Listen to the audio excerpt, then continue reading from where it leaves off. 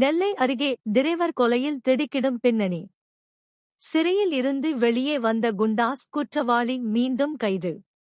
தாயுடன் தகாத உறவால் கொன்றேன் பரபரப்பு வாக்குமூலம். நெல்லை அருகே டிரைவர் கொலையில் திடுக்கிடும் பின்னணி தகவல்கள் வெளியாகி உள்ளன. குண்டாஸ் சட்டத்தில் சிறை சென்று திரும்பிய வாலிபர் தனது தாயுடன் தகாத உறவை கைவிடாததால் டிரைவரை கொன்றேன் என பரபரப்பு வாக்குமூலம் அளித்துள்ளார்.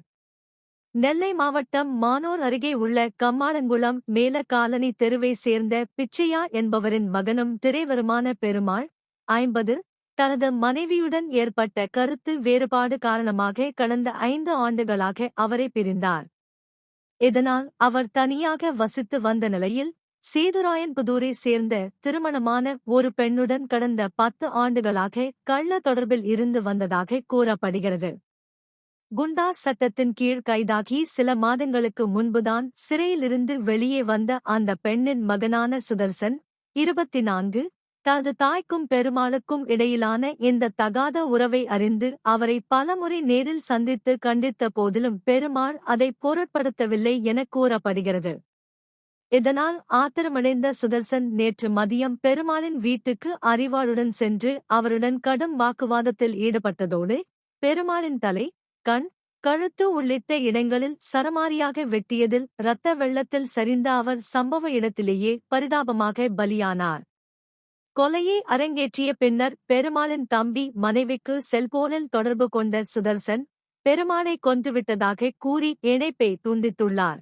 இந்த தகவலை கேட்டு அதிர்ச்சியடைந்த அவர் தனது கணவர் ரமேஷிடம் தெரிவிக்கவே அவர் உடனே மானூர் போலீசாருக்கு தகவல் கொடுத்தார். அதன் பேரில் விரைந்து வந்த போலீசார் சம்பவ இடத்திற்கு சென்றபோது கொலையாளி வீட்டை பூட்டிவிட்டு தப்பியது தெரியவந்தது. இதையடுத்து வீட்டின் கதவை உடைத்து பெருமாளின் உடலை மீட்ட போலீசார் பிரேத பரிசோதனைக்காக நெல்லை அரசு மருத்துவக் கல்லூரி மருத்துவமனைக்கு அனுப்பி வைத்ததுடன் இந்த சம்பவம் குறித்து வழக்கு பதிவு செய்து கொலையாளியான சுதர்சனை உடனடியாக கைது செய்தனர். விசாரணையில் அவர் வாக்குமூலம் அளித்தார். அதில் அவர் கூறுகையில், எனது தாயுடன் பெருமாளுக்கு இருந்த தொடர்பை அறிந்து அவரை பலமுறை நேரில் சந்தித்து கண்டித்தேன். அவர் கேட்காததால் கம்மாளங்குளத்தில் உள்ள அவரது வீட்டிற்கு அருகே அவருக்கு தெரியாமல் காத்திருந்தேன். அவர் வீட்டுக்குள் சென்றவுடன் நான் அங்கு அரிவாளுடன் சென்றேன்.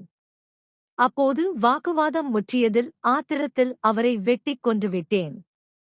பின்னர் யாருக்கும் தெரிந்துவிடக்கூடாது என்பதற்காக வீட்டுச் சாவியை பூட்டி எடுத்துச் சென்று விட்டேன். இருப்பினும் கோபத்தில் பெருமாளின் உறவினருக்கு நடந்த சம்பவத்தை செல்போனில் தெரிவித்தேன். அதன் பிறகு போலீசார் என்னை கைது செய்து விட்டனர் என்றார்.